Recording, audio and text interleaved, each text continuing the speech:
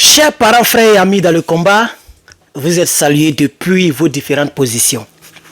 Vous êtes toujours et toujours avec le joli garçon de sa maman, le panafricaniste Herman le patriote africain. Chers camarades, après la Guinée-Conakry, nous allons nous rediriger vers le Sénégal. Je tiens à ce que le Sénégal soit délivré. Le Sénégal est un peuple magnifique. Le tchèp sénégalais est exceptionnel. Même si tu n'as pas faim, tu as envie de manger. Les Sénégalais sont très forts. Des gens qui sont forts dans la lutte. Lutter là. Quand on te dit garçon, on trouve ça au Sénégal. Coup de poing, les Sénégalais, c'est sèche comme ça. Sec comme ça. Les Sénégalais sont des personnes, des guerriers. Mais depuis l'indépendance, les indépendances des Toubabous, parce que ça, c'est pas l'indépendance de l'Africain, c'est les indépendances que les Toubabous nous ont imposées. Les Toubabous nous ont imposé les soi-disant indépendance. L'indépendance selon laquelle on n'a pas le droit de choisir nos propres présidents. L'indépendance selon laquelle eux qui ont toutes les entreprises en Afrique ne payent pas d'impôts. L'indépendance selon laquelle Bolloré a pris toute l'Afrique de l'Ouest. L'indépendance selon laquelle c'est leur armée qui commande nos armées sur nos terres, sur les terres de nos parents, de nos aïeux. Ça suffit. C'est pourquoi les Africains ont décidé de prendre leurs responsabilités depuis que l'an 2020 a commencé. En 2021, le colonel Assimi Goïta, aujourd'hui général d'armée 5 étoiles au Mali, a pris ses responsabilités. L'année qui a suivi, en 2022, le capitaine Ibrahim Traoré a pris ses responsabilités. L'année qui a suivi, en 2023, le général de brigade Tiani a pris ses responsabilités. Parce que ça suffit. Vous allez voir, d'ici 2030, le Burkina dépassera la Côte d'Ivoire à tous les niveaux. Tenez-vous bien. J'ai dit à tous les niveaux. Si le Burkina dépasse la Côte d'Ivoire, c'est que le Burkina dépasse tous les autres pays. Bénin, Togo, Sénégal, on ne peut plus les comparer. Parce que les Burkinabés ont été bénis par un président comme Ibrahim Traoré, qui ne respire que par le bien-être du peuple et pour le bien-être du peuple, qui ne pense qu'au peuple. Avant-hier, il a décaissé 80 milliards pour travailler sur l'aéroport de la deuxième grande ville du pays, Bobo Dioulasso. Après avoir déjà travaillé sur l'aéroport de Ouagadougou, une nouvelle aéroport encore de Donsin. Tout ça, ça y est en chantier. Et plusieurs autres choses que je ne pourrais pas citer, sinon on ne va pas parler du Sénégal. Et ça se déroule aussi au Mali et au Niger. C'est pourquoi, en tant qu'un panafricain sérieux, je préfère insister sur les pays dirigés par des Toubaboulios, comme le cocotier de la Guinée. Et aujourd'hui, Faye CEDEAO, avec son Sonko et son Ousmane, qui ne font rien jusqu'à présent. Mais, concernant cette vidéo, je vais suivre Faye CEDEAO comme si j'étais aveugle. Parce qu'on le connaît. Mais on va le suivre quand même dans sa soi-disant logique. Chers parents, amis, camarades dans le combat. Je vous ai fait une vidéo hier et je vous ai annoncé que Faye CEDEAO est fâché. Il est fâché. Et on nous dit qu'il va construire une usine de fabrication d'engins militaires.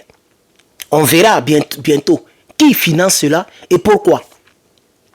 Je vous ai dit qu'il n'était pas allé à Paris. Vous vous rappelez très bien l'OIF, l'Organisation internationale de la francophonie. Il n'est pas parti.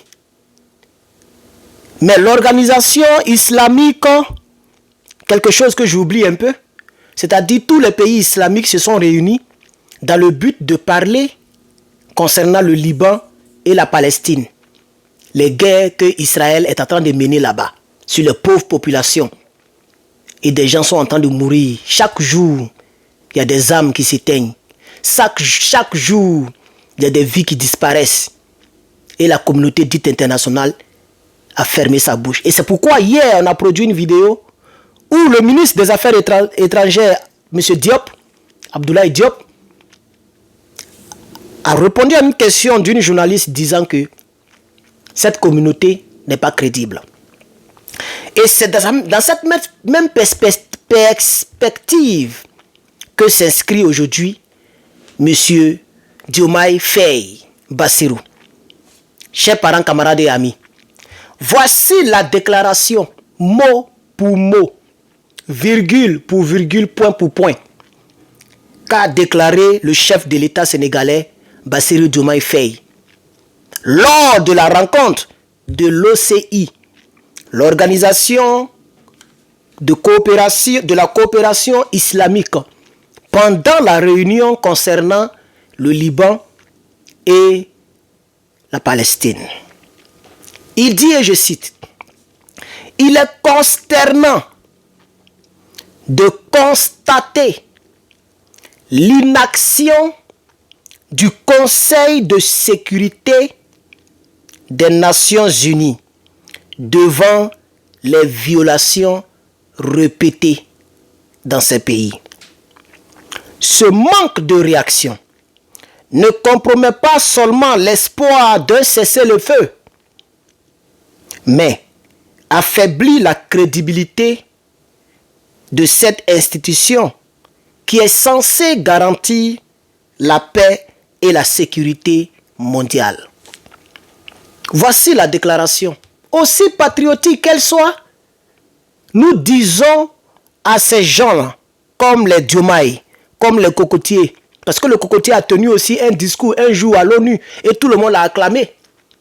Il ne s'agit pas de tenir des discours de panafricanisme pour endormir les peuples. On veut les actions. C'est les actions que nous regardons maintenant. Parce que les Africains, en tout cas moi, nous avons nos slogans. Nos yeux sont ouverts. Nos yeux sont ouverts. Et depuis lors, les Africains ne font plus confiance aux personnes de discours. Les discours ne suffisent plus pour convaincre l'Africain nouveau, pour convaincre la nouvelle révolution panafricaine. Cette révolution panafricaine veut les actions. Les actions.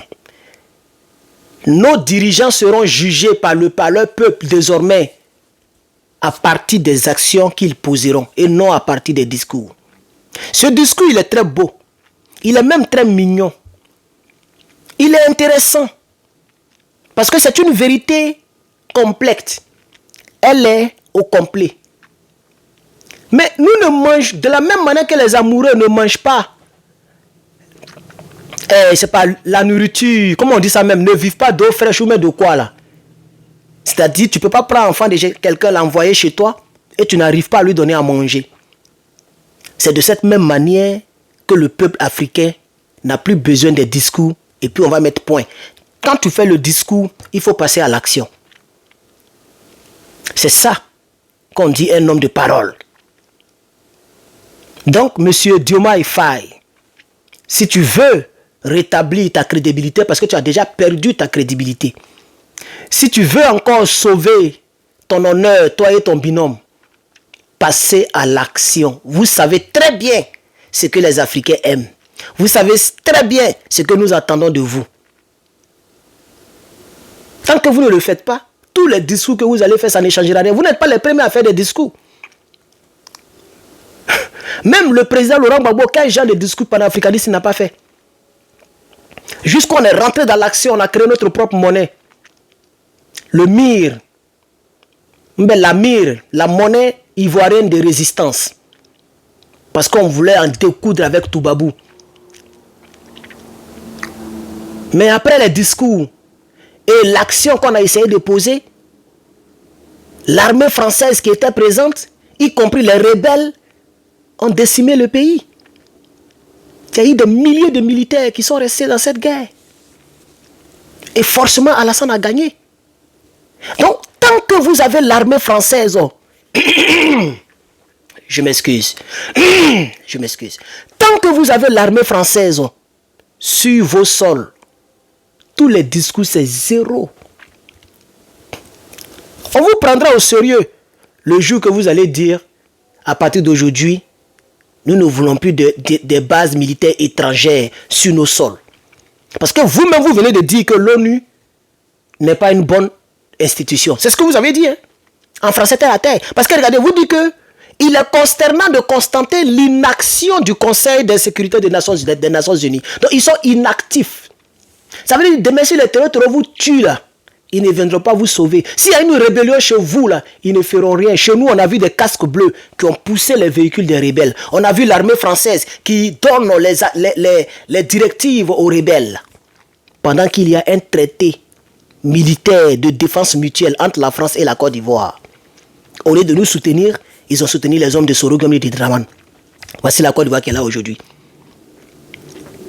Donc, votre discours il est magnifique, mais je vous interpelle. Pendant qu'il est encore temps, prenez vos responsabilités parce qu'on ne sait jamais. Un Ibrahim Traoré est capable de se lever au Sénégal. On ne sait jamais. Parce que le coup d'état là, ça surprend toujours. C'est où tu t'entends pas la queue. Bayaï. Parce que s'il y a quelqu'un qui te renverse, c'est là que tu vas voir la puissance des cyberactivistes. Même les Sénégalais qui ne seront pas convaincus seront convaincus à cause de nous. Parce qu'on va les obliger à soutenir celui qui va venir. Si un militaire t'a renversé, tu es mort, toi et puis ton gars, vous ne viendrez jamais au pouvoir encore. C'est de ça qu'il s'agit. Vous pensez que ce que les Ibrahim font là, il n'y a pas de militaires au Sénégal qui ont envie de faire ça? Il y a des militaires qui ont envie de servir leur pays, qui ont envie de chasser l'armée française, qui ont envie de construire des usines, qui ont envie de diriger le pays en bonne et due forme. Ils sont là. Mais malheureusement, ces deux pays ont été maudits par le derrière du pape. La Côte d'Ivoire et le Sénégal, leur affaire de France, leur affaire de Toubabou, de soumission. C'est spirituel leur problème. Ces gens ont besoin de délivrance à la mosquée et à l'église.